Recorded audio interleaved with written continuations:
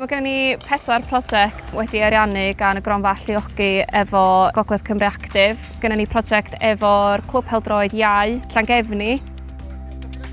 Tymor yma, mae gennym ni 17 o dima ieuenctid yn amrywio o dan 6 hyd at dan 17. Mae gennym ni hyd at bron iawn 300 o blant wedi arwyddo i'r clwb sydd yn ffantastig i'r ardal. Oedden nhw'n awyddus i wella'r cyfleusterau sydd gynnyn nhw yn Llangefni yn y cae yn dros y hwfa, yn ogystal â'r cyfleusterau a'r offer sydd gynnyn nhw yn y clwb. Mae jyst yn gwella'r cyfleusterau i'r plant o ran toiledau, stafelloedd newid, a hefyd pan ni wedi gallu pwrcasu caffi hefyd, sy'n gobeithio wedi fod o help yn y tywydd gaeafol oer yma. A wedyn y prosiect ola sydd gennym ni Llangefni ydy efo'r clwb pickleball.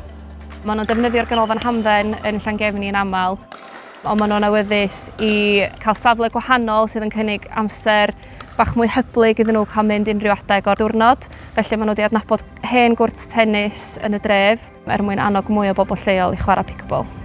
Mae yna 56 o aelodau yn Llangefni rwan sydd wedi cynyddu dros y misoedd dwytha yma. Swn i'n deud mae rei o'n nhw'n chwarae 3-4 gwaith yr wythnos rwan. Dwi'n 71 oed a dwi wedi bod yn chwarae pickleball blwyddyn a hanner rwan. A peth gorau nath ddigwydd i mi erioed am bod o'n i wedi mynd yn reit unig a mae pickleball wedi agor y mywyd i. A da ni cael gymaint o hwyl, sa chi'n mynd cwylio. Ac o lot o wmff i mi. Dwi byth adre wan.